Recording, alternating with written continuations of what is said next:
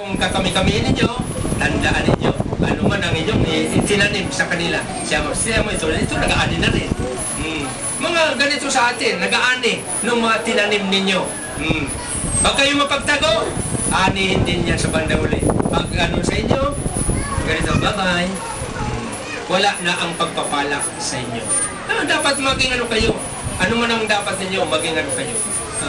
Magkaisa, yun lang naman yan. Kaya sabi dito sa atin, magtulungan kayo ng buong puso. Yan. Ibig sabihin na, yan lang ang inan natin. Naunawan na ninyo mga kapatid.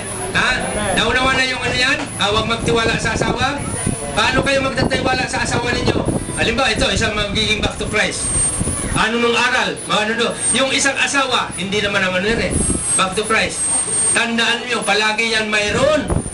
Pag ano, tandaan, ako hindi ko yan. Basta ang isang hindi back to Christ, yung isang, yan ay isang kaaway mo na sa buhay mo. Automatic yan.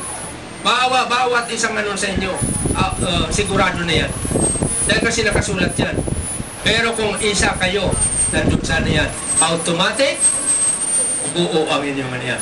Dahil kasi, ang pag-isipan na lang natin dito, kung paano kayo maligtas, pag mayroon sa kuna, tawagin na lang ninyo ang kanyang ano, ang kanyang pangalan. Sabi sa Gawa 4:12, wala sa tao kanino man ang kaligtasan, wala akong ibinigay na dito sa silong ng langit, kundi ang kanyang pangalan. Ang bugtong at buhay na Diyos, Panginoon Kristo, na pinaka makapangyarihan siya. Kaya palakpakan po natin ang bugtong at buhay na Diyos.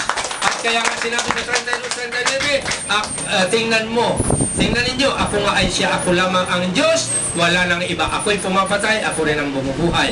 Akong nagsusukat, ako rin ang nagpapagaling. Ano man ang aking gawin,